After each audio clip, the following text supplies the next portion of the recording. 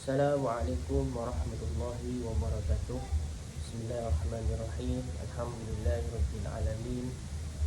Wa bihi nasta'inu ala umuri dunya waddin. Wassalatu wassalamu ala asyrofil anbiya wal mursalin sayyidina Muhammadin wa ala alihi washabbihi ajma'in. Amma ba'du.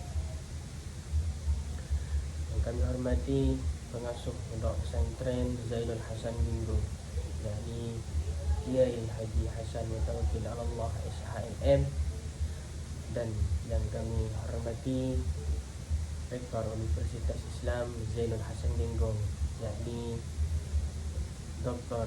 Wahab B. Ahmadi, dan yang saya hormati Dekan Fakultas Status Umum, yakni Ibu Wahyu Lestari MPD, dan yang saya hormati Kaprodi Tadris Bahasa Indonesia, yakni Ibu Wafiratul Hamdiyah MPD, dan yang saya hormati dosen pengampu mata kuliah studi hadis, yakni Ibu Qiratul Aini MPD.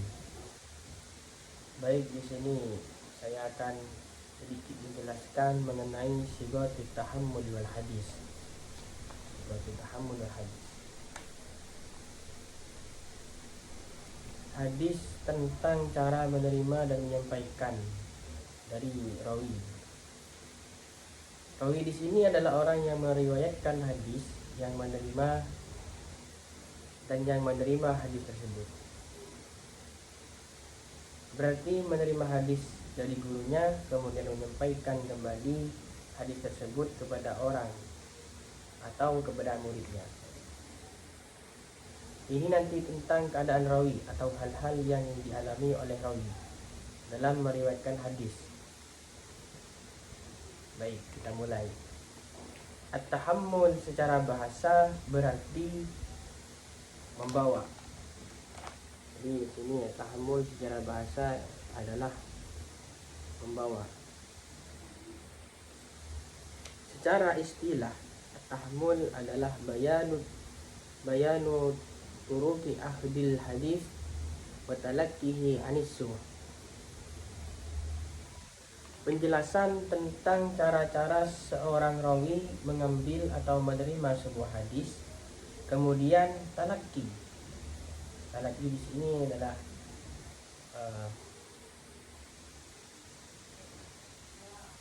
talaqi di sini adalah menerima sesuatu hadis dari seorang gurunya.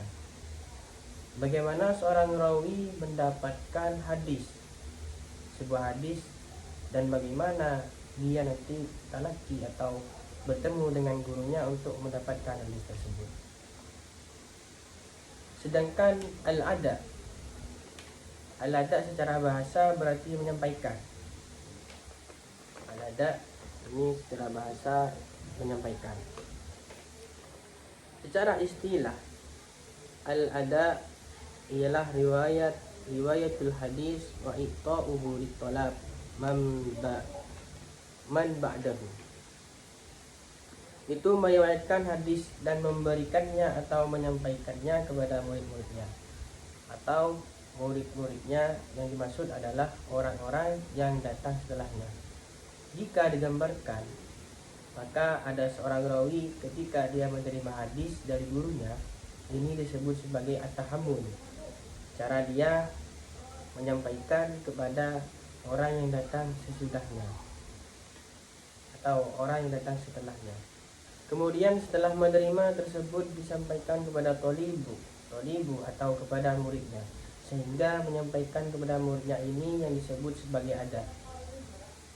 Jadi sesuatu yang sebelumnya kalau rawi mendapatkan riwayat dari gurunya, kemudian menyampaikan kepada muridnya, mendapatkan riwayat dari gurunya, ini disebut at-tahammul. Ketika rawi itu menyampaikan kepada muridnya, itu dinamakan al-ada. Dan ada beberapa syarat bagi seorang yang menerima hadis maupun yang menyampaikan hadis. Ini ada syaratnya.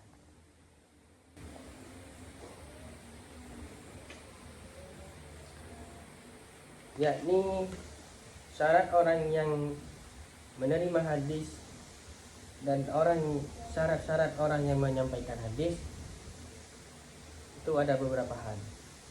Syarat orang yang menerima hadis ini ada 3, yakni harus adil, terus dobit dan muru'ah. Dan syarat orang yang menyampaikan hadis itu ada 2, yakni dobit dan tamyiz. Dan dobit di sini adalah orang yang hafalannya kuat, mempunyai kekuatan hafalan yang baik, tidak ada masalah dengan ingatan dan hafalannya. Syarat yang kedua adalah dia harus tamyiz. Beberapa ulama ada perbedaan pendapat. Ada yang mengatakan harus balik, ada yang mengatakan tidak. Yang penting tamyiz. Untuk menerima hadis ini, kebanyakan ulama menyatakan bahwasanya tidak harus ketika menerima hadis itu, tidak harus ketika Islam. Begitu. Tapi nanti berbeda dengan syarat yang menyampaikan hadis. Kalau yang menerima ini, yang penting, yang paling utama adalah 2, yaitu dobit dan tamyiz. Dan yang paling utama dari 2 tersebut ialah tamyiz. Balik sendiri masih ada perbedaan. Sedangkan nanti tamyiz, ukuran tamyiz itu ya sekitar 5 tahunan, kurang lebih 5 tahun. Jadi syarat untuk menerima hadis itu tidak harus Islam. Ketika kita menerima hadis itu cukup saja kita dobit atau tamyiz. Dobit itu seperti yang dikatakan tadi, ialah dobit itu kuat hafalannya, tidak ada gangguan dalam ingatannya, begitu. Syarat untuk menyampaikannya berbeda lagi, ada 3.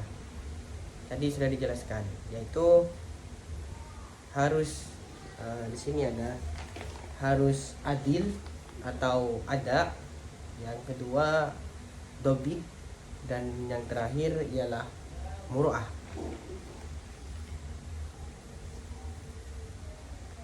Jika hadis di sini bisa diterima dan jika ingin menjadi hadis yang sahih, orang yang menyampaikan hadis ini harus dobit, harus adil, dobit, dan muru'ah.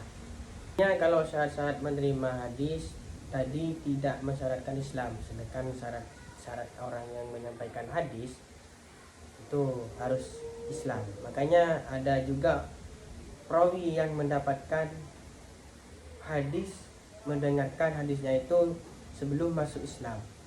Nah, tapi kalau ketika menyampaikannya itu ketika masuk Islam, jadi sebelum masuk Islam, perawi itu mendengarkan suatu hadis dari gurunya.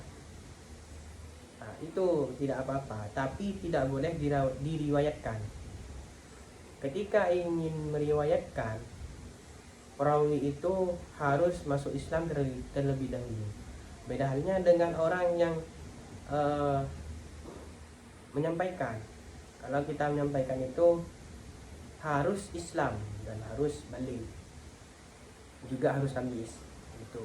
Ketika belum balik tapi sudah tamyiz, mendengarkan hadis-hadis, kemudian ketika menyampaikannya sudah memenuhi syarat adil, muru'ah, termasuk Islam juga, dan balik, yaitu perbedaannya antara yang syarat menerima dengan syarat yang menyampaikan.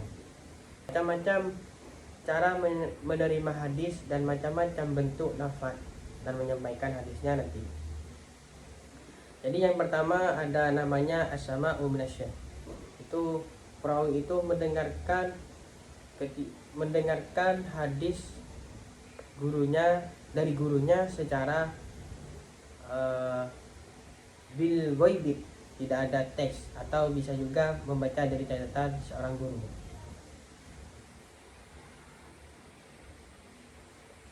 Ini cara mendapatkan hadisnya. Jadi dari as-sama, caranya mendengarkan apa yang disampaikan oleh gurunya. Setelah mendengarkan, otomatis langsung dihafalkan atau disertai dengan penulisan. Jadi menerima hadis ini ada beberapa macam, yaitu ada dua.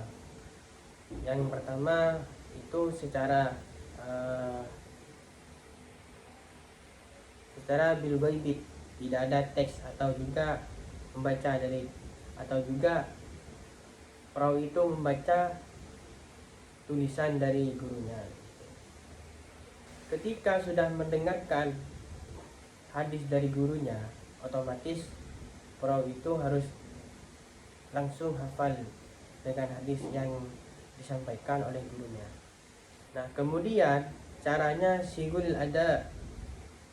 Setelah mendengar ini, cara menyampaikannya kepada muridnya ada beberapa lafaz yang digunakan. Bisa pertama menggunakan lafaz sami'tu fulan bin fulan, sami'tu syaihu fulan bin fulan, an fulan bin fulan, sampai Rasulullah SAW. Jika caranya memang dengan persamaan mendengarkan, atau ada cara lain dengan lafaz akbaroni. Nah, kalau sami itu tadi saya mendengarkan, artinya kalau ahbaroni telah mengabarkan kepada saya fulan bin fulan, nama gurunya biasanya. Ada juga ambani di sini ada ambani. Ada juga ambani menggambarkan kepada saya, memberitahukan kepada saya fulan bin fulan. Kalau ada juga kolali atau zakaroni, berkata kepadaku atau menyebutkan kepadaku. Nah, ini ada 4 caranya. Secara umum sebenarnya dianggap sebagai, ketika disampaikan sami'tu akhbaroni, amba'ani, kolali, dan zakaroni, maka orang yang menyampaikan ini mendapatkan hadis dari guru sebelumnya dengan cara mendengarkan dari penjelasan gurunya, mendengarkan hafalan atau tulisan dari gurunya. Nah, lafaz-lafaz ini secara umum untuk sama-sama sebelum ada pembagian, atau sebelum ada pembagian khusus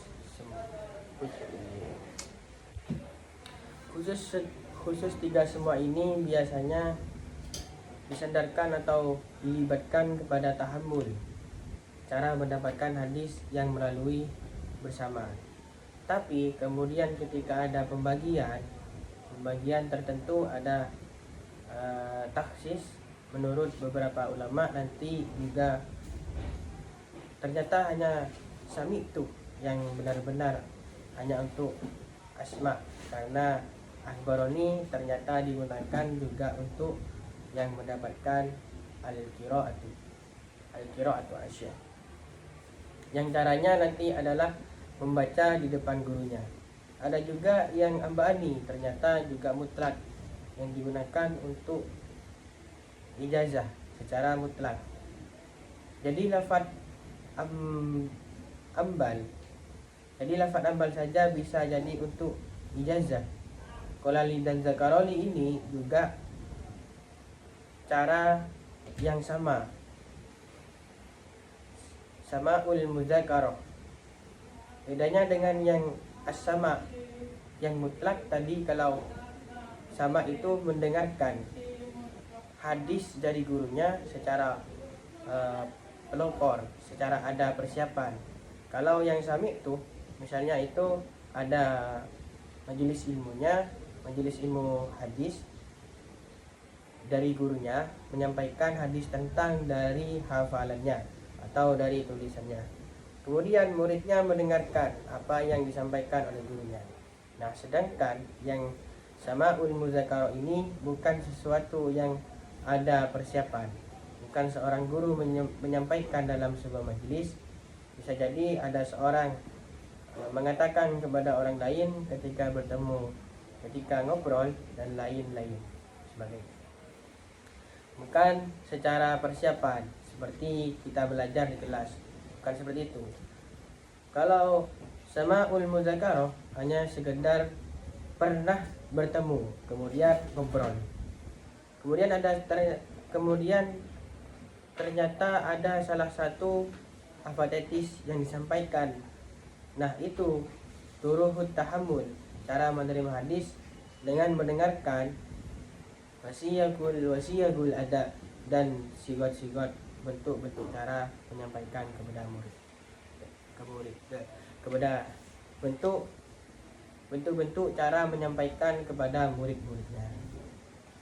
Cukup sekian dari kami. Apabila ada sedikit atau banyak penyampaian saya yang kurang dipahami, kami mohon maaf sebesar-besarnya. Allahu muwaffiq ila aqwamit thoriq. Wassalamualaikum warahmatullahi wabarakatuh.